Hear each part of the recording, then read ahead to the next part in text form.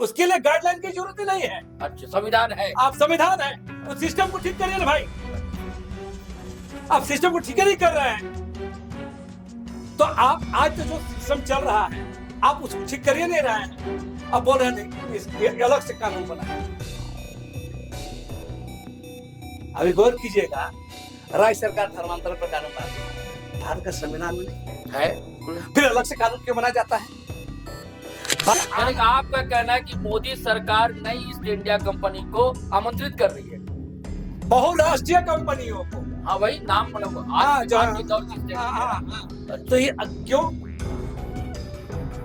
हमारा संप्रभुता, हमारा स्वायत्ता, हमारा लोकतंत्र, मतलब इतना जाहिल हो गया इस देश के लोग। और देश में केंद्र की सत्ता आप चला रहे हैं और घोषित रूप से फासिज्म की सत्ता चल रही है ना? आदिवासियों के चुन चुन घोषित रूप से आप कह रहे हैं कि फासिज्म की सत्ता है। जब बस्तर में जब अभियान चला जा रहा था, लाखों सैन्य बल उतारा गया आदिवासियों को मारने का, मैंने लिखा था समाधान वो नहीं है। आदिवासियों को मार दीजिएगा, नक्सल खत्म हो जाएगी। आप अपनी जिम्मेदारी क्यों निभाइए? देश का राज मशीनरी अपनी जिम्मेदारी क्यों नहीं निभा रहा है? आज भी आदिवासी गांव में। साथियों सलाम, नमस्ते, सत श्री अकाल और जय भीम जोहार। साथियों 90 का दशक आप याद कीजिए, जब वीपी सिंह पीएम थे और उसके बाद सड़कों पर जो आक्रोश दिखा था, जान देने को उतारू हो गए थे। उसका भी कुछ कारण थे। दिव्य दयाल उस समय बड़े लीडर हुआ करते थे, किसान नेता ओबीसी से आते थे और बोट क्लब पर रैली करने जा रहे थे। और वो सरकार जो थी दोस्तों, कांग्रेस की नाराजगी में आई थी, जिसे भारतीय जनता पार्टी भी सपोर्ट में थी, वामपंथी लोग भी सपोर्ट में थे और जनता दल जो नया दल था उसके लोग। और जिसकी मैं बात कर रहा हूं सड़कों पर आक्रोश की, गुस्से की, उलाने की, वो ये था कि मंडल कमीशन लागू हो चुका था। 10 साल से कांग्रेस सरकार में जो धूल फांक रही थी फाइल, उसे झाड़ पोंछ कर निकाल दिया वीपी सिंह ने। बड़े चतुर, बहुत चाणक्य राजनीतिक रहे हैं भारतीय इतिहास में। तो वीपी सिंह के काट के लिए जो है कमंडल की राजनीति शुरू हुई। एल के अडवाणी रथ यात्रा लेकर निकल गए। लेकिन उस समय थोड़ा सा परिवर्तन, और आज के दौर में देखिए दोस्तों, तब भारतीय जनता पार्टी वीपी सिंह सरकार को बाहर से समर्थन दे रही थी, और अब यहां वही लोग विरोध कर रहे हैं जिन्होंने मोदी सरकार को लाया। जो वोटर है वो सड़कों पर आ गए, इसलिए आ गए। तब भी ओबीसी के खिलाफ आए थे, एसटी एससी के खिलाफ आए थे। आज भी फॉरवर्ड ब्लॉक के जो लोग हैं वो आ गए एसटी एससी ओबीसी के खिलाफ, सिर्फ इसलिए कि यूजीसी ने एक गाइडलाइन जारी कर दी कि जो एसटी एससी की जो छात्र है उनसे जो भेदभाव होता है तो आपकी शिकायत दर्ज की जाएगी। प्लस जोड़ दिया कि दिव्यांग भी हो, महिलाएं भी हो, माइनॉरिटी भी हो, ओबीसी के लोग भी हो। ओबीसी की चर्चा ज्यादा हो रही है। माइनॉरिटी के लोग तो वैसे ही अभी दबे कुचले हैं, वो तो बोलने की, सांस लेने की हालत में नहीं। तो ओबीसी के खिलाफ सड़कों पर उतर आया एक वर्ग, और जिसे वोट दिया तो उस पर जूते चप्पल चलने लगे, पुतले जलाए जाने लगे। और रातों रात जिस सुप्रीम कोर्ट ने निर्देश दिया था कि ऐसी गाइडलाइन बननी चाहिए, उसी सुप्रीम कोर्ट ने स्टे लगा दिया। लेकिन हम उसके लिए नहीं बैठे हैं दोस्तों। आदिवासी समाज के बड़े प्रबुद्ध है, लेखक है, एक्टिविस्ट है, चर्चित है झारखंड में, हर आंदोलन में आगे रहते हैं। लक्ष्मी नारायण मुंडा, आप फ्रेम में देख रहे हैं दोस्तों लक्ष्मी नारायण मुंडा जी को। लक्ष्मी नारायण मुंडा जी उन्हीं लोगों के सपोर्ट में आ गए। यानी कि इनका कहना है कि जो यूजीसी की गाइडलाइन है मैं समर्थन में नहीं हूं, उसके विरोध में। आखिर क्यों विरोध है इनका यूजीसी गाइडलाइन से, बताइए लक्ष्मी नारायण। जोहार जी। यूजीसी 2026 का बिल का दरअसल हम ना, जो आप बोल रहे हैं कि हम विरोध में हैं, जी आप कारण बता रहे हैं ना। हाँ, विरोध में तो है ही है। हम बता रहे हैं। हाँ। जो मोदी ने खेल किया है जी, इसके बहाने देश की भाजपा सरकार ने, विरोध के साथ ही मैं आगाह कर देना चाहता हूं, जो एसटी ओबीसी एससी लोग ताली पीट रहे हैं, हम्म। मैं उस पर हैरान हूं। भाई इन लोगों के साथ भेदभाव होता है ना। रोहित वेमुला का केस आपको याद होगा। बेशक, हाँ, 180 मामले आए इस 2 साल में। बिल्कुल सही, हम्म। लेकिन हम इस बात को आगाह कराना चाहते हैं, देश में किसकी सत्ता है? भारतीय जनता पार्टी अगुवाई कर रही। ओके, ऐसी पार्टी जिसका बेस आधारित सवर्ण है, सवर्ण है, हाँ, जो मनुवाद को फॉलो करता है। नहीं, कहने की बात है, सभी लोग थोड़ी करते हैं follow। अच्छा, सिस्टम में आप गौर कीजिए ना, कुछ लोग भीड़ में, जो लोग सिस्टम में है, देश का प्रधानमंत्री, गृह मंत्री, उनके राज्यपाल, उनके मंत्री, उन लोग को अरे देखिए। ओबीसी पीएम है। बोल देने वर्ष से तो राष्ट्रपति भी आदिवासी है, क्या फर्क पड़ता है? अच्छा, मतलब सिंबलिज्म है ये। अरे भाई, मैं कह रहा हूँ दो चीज बता रहे। अच्छा। कहीं के आप लोग पत्रकार लोग भी एकदम, ये सब तो आप लोग तो जानना चाहिए। एक होता है प्रतिनिधित्व और एक होता है प्रतीकात्मक। हाँ, वही प्रतीकात्मक। आपका कहना? हाँ, ये तो प्रतीकात्मक कोई बैठा दिया, उसे आप मूल्यांकन मत करिए, उसे जज मत करिए। मोदी जी अपने दम पर बैठे हैं, प्रतीकात्मक कैसे आप कह रहे हैं? देखिए, और 25 साल से सत्ता में मोदी जी। हाँ भाई, हम कहाँ बोल रहे हैं? हाँ, सीएम रहे या इधर लगातार 11 साल से पीएम है। हाँ। अपने बल पर है ना। संघ ने या भाजपा ने प्रतीकात्मक बैठा दिया उनको। आप जिस बात की बात कर रहे हैं, लोग वोट देते हैं, जो भी है, इस चुनाव प्रक्रिया पर जाने पर बहुत बात लंबी बात खींची। अच्छा। अभी हम यूजीसी जो 2026 की चर्चा करेंगे जी।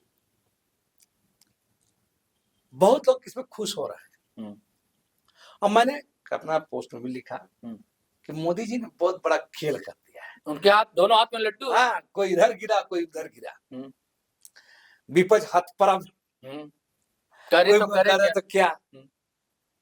लेकिन ये सारा खेल को समझना होगा। मैं स्पष्ट कर देना चाह रहा हूं, इस पर मैंने 3 को लेख लिखा है, तीनों पढ़ लीजिएगा पुस्तक में। आप गौर कीजिएगा, यूजीसी का सबसे बड़ा जो अभी जो इस बिल में है, higher education commission of India बनाया जाएगा, जो यहां पर वो किसके मातहत रहेगा? केंद्र सरकार के। और देश के तमाम यूनिवर्सिटी और कॉलेज किसके मातहत रहेंगे? उसके मातहत रहेंगे। मैंने कहा है, ये लोकतंत्र पर भी खतरा है, स्वायत्ता पर भी खतरा है, संस्थागत संस्थानों का, और जो शिक्षा का जो निजीकरण, व्यवसायीकरण जो चल रहा है, इस पर सारा पर गंभीर चोट होगा। और मैं हवा के रुख के साथ मैं नहीं बाता हूं, मेरा सीधा जो गाइडलाइन थी ना, भेदभाव होगा तो शिकायत तो दर्ज करने का अधिकार था ना ओबीसी एसटी। अच्छा, हाँ। भारत में संविधान बना है कि नहीं बना? बिल्कुल है। हर बार कानून बनता है, तो भारत के संविधान का जो मूल आत्मा है बंधुत्व और समानता का, तो घास चरने गया का? ये हर यूनिवर्सिटी में, कॉलेज में रास्ता चल रहे हैं, जमीन लड़ाई में, हर दुकान में इसके लिए अलग अलग कानून बनाइएगा। ये क्या मजाक है? चाइना में तो इतना कानून पोथी नहीं, बहुत कंट्री में तक आधार अवधार नहीं है। ब्रिटेन में तो मैग्ना कार्टा है, अपने आप होता जाता है। तब तो मेरा वही बोल रहे ना, तो ये सब बोल के जो झुंझुना हमने कहा, ये झुंझुना है, लोग समझ नहीं पा रहे इसके पीछे का खेल क्या है। दरअसल यूजीसी जो बनाया जा रहा है, उसमें सीधा सीधी बात जो है, हमारा बार बार कह रहे हैं, जो एचएससीआई जो बनाया जा रहा है, यह खेल है, और उसको भरोसा कर रहे हो पार्टी और सरकार जो मनुवाद का समर्थन करती है, जो कभी भी ईमानदारी से देश के एसटी एससी ओबीसी के साथ नहीं रह सकती है, जिसका कोर वोट है सवर्ण, इतनी आसानी से लोग। यानी कि आपका कहना है जो गाइडलाइन है वो फॉरवर्ड लोगों के लिए समर्थ, तो वो विरोध क्यों करते हैं? अरे भाई, सत्ता में जो सत्ता में रहेगा, केंद्र के सत्ता में, कौन सत्ता में 2014 के बाद, वो सत्ता अपने हिसाब से सारा चीज को ढालेगा। इतिहास का पुनर्लेखन तो हर सरकारें करती है। बात सही, हाँ। करती है, हर सरकार करती है। हाँ। सवाल है क्या सच क्या झूठ, ये सवाल है। मेरा ये कहना है खोज होना, पुनर्लेखन होना गलत नहीं है। क्या खोज कर रहे हैं आपको पता है ना, यहाँ जमीन के नीचे मंदिर मस्जिद खोजा जाता है, ऐसी सरकार है। इसे आप उम्मीद कर रहे हैं आप? बबुल का पेड़ में लोग आम की उम्मीद कर बैठे हैं। यानी आपका कहना है कि इस गाइडलाइन में झोल है, बहुत झोल है। और ये तमाम, सुनिए, देश को समझिए, कॉकटेल है देश। भाजपा को सत्ता चाहिए। अभी हाल फिलहाल में 3-4 राज्यों में चुनाव है ना, असम, तमिलनाडु चुनाव, वेस्ट बंगाल है, तो ये चुनाव है, इसका एक खेल है। तो ये भाजपा को सत्ता चाहिए।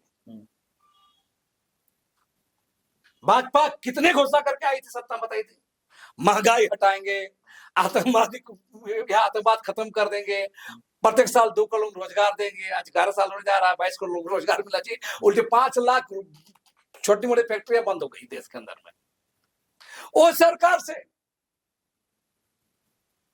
और ऐसा हाई कमीशन बनाया जा रहा है जिसे मीडिया कह रहा है कि विश्व में डंका बज रहा है, और आप ऐसी बात कर रहे हैं। कौन डंका? मोदी जी का डंका बज रहा है, पूरी दुनिया में बज रहा है, वो पता चल रहा है दुनिया में। फोन करते हैं तो वार रुक जाता है, और आप कह रहे हैं आप भी कल चलाइए गोदी मीडिया टाइप का। अच्छा, वो गोदी मीडिया है, भाड़ मीडिया, गोदी मीडिया, जो मीडिया बोलिए, सच बोलने का तो हिम्मत नहीं है। तो मेरा साफ साफ कहना है कि बोले ना, किस मामले में गोदी मीडिया ये नहीं बोलता है कि आतंकवाद खत्म हुआ कि नहीं। गोदी मीडिया नहीं बोलता है महंगाई खत्म हुआ के बारे में। कह तो रहा है नक्सली को मार डाला, खत्म हो गया। देखिए, ये देश है ना, ये देश कारपोरेट के हाथों में गुलाम है। और ये कारपोरेट सेक्टर के लोग, अडानी अंबानी का ही लोग काम करते हैं। एक मिश्रण है, बता रहे हैं। तो देश में, वर्ल्ड में, दुनिया को देखिएगा तो ये कारपोरेट वैश्विक ताकतों का हिसाब से चलता है। चंगुल में सब पूरा वर्ल्ड है ना, जो देखिएगा। और देश में भी देख लीजिए। लेकिन उसके लिए भी जनता का वोट चाहिए, सत्ता चाहिए। तो अभी देश के अंदर में कारपोरेट के साथ झुंझुना है, आप कह रहे हैं ना, जो कारपोरेट और जो ये, अगर ये हिंदू मुसलमान पाकिस्तान नहीं करेगा, ST ST OBC नहीं लड़ाएगा, ये सब बातें, तो वोट कैसे आएगा? लेकिन असल खेल वैश्विक पूंजी का है। आप गौर कीजिए, दावोस में सम्मेलन हुआ ना, किसका सम्मेलन हुआ? EU के साथ एग्रीमेंट भारत के लोगों ने, इंडिया के जो मंत्री जो किया है, FTA जो बना है ना, फ्री ट्रेड एग्रीमेंट, क्या हुआ है? EU के साथ क्या संधि हुआ है? यूरोपियन संघ के साथ क्या हुआ है? वर्ल्ड इकोनॉमिक फोरम के साथ का खेल है। और ये वर्ल्ड इकोनॉमिक फोरम, फिर free trade agreement, European union के प्रेसिडेंट तो गेस्ट थी अभी हमारी। हाँ, बोल तो दिए ना, सारा खेल वहां से।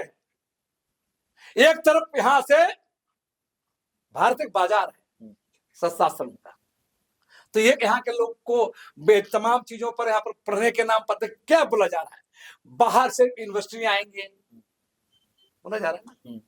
बहुत ख्याल खुला दिखाई देगा। असल खेल कहाँ है?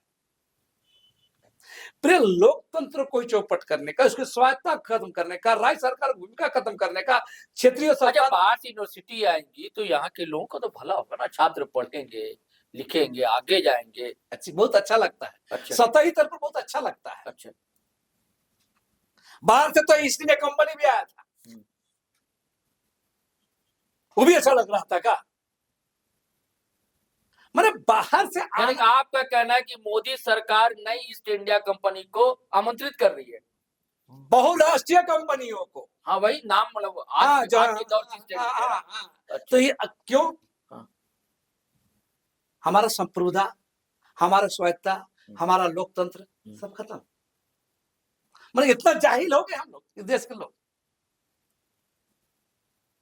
और देश में केंद्र की सत्ता आप चला रहे हैं आप, और घोषित रूप से फासिज्म की सत्ता चल रही है ना। आदिवासियों के चुन चुन के, घोषित रूप से आप कह रहे हैं कि फासिज्म की सत्ता है।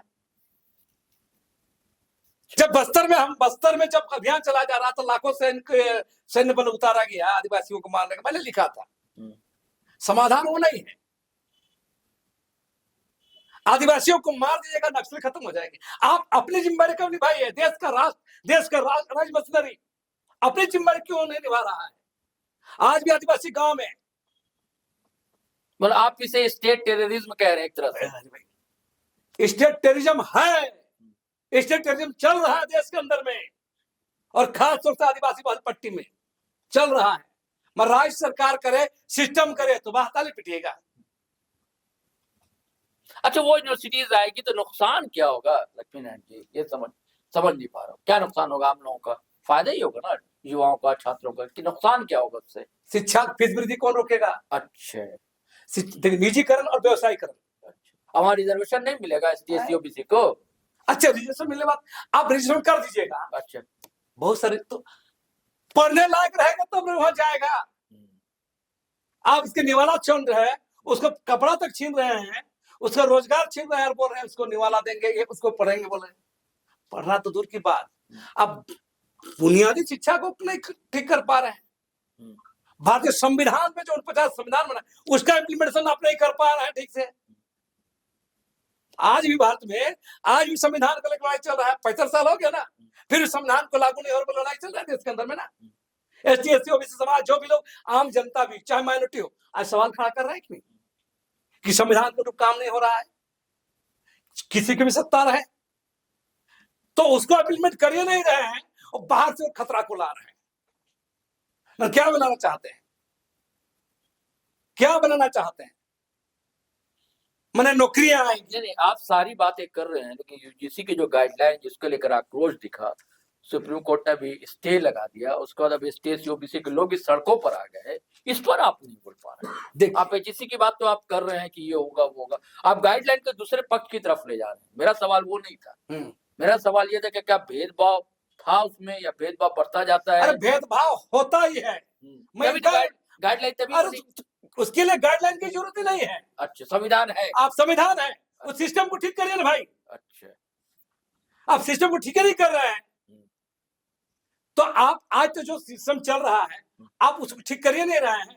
अब बोल रहे नहीं अलग से कानून बनाएंगे। अभी गौर कीजिएगा, राज्य सरकार धर्मांतरण पर कानून बनाती है, भारत का संविधान में नहीं है, बिल्कुल। फिर अलग से कानून क्यों बनाया जाता है? भारत का संविधान में ही है, किसी को डर से, लोभ से गुमराह करके आप धर्म परिवर्तन नहीं करा सकते, फिर अलग से कानून बनाने की क्या जरूरत है?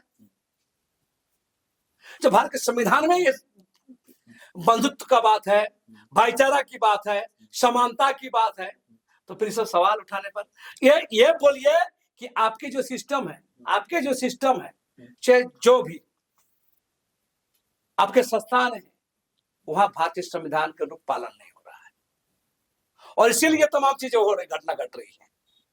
लचर कानून व्यवस्था है, पारदर्शिता नहीं है, यह कारण नहीं गिना रहा है। लोग एक बढ़िया से बढ़िया हथियार लाएंगे तो बढ़िया से मारेंगे, है ना? अरे तेरा पुराना जो हथियार उसमें तो काम नहीं कर रहे हैं, उसका प्रयोग नहीं कर रहे हैं आप लोग, और तकनीक फिर कानून बना देते हो जाएगा क्या? मैंने कानून बनाने से हल होता है? तो आप कह रहे हैं कि आज का खलनायक जो अंग्रेजी में गाली बकता है, हाँ, है ना? तो यही हाल है।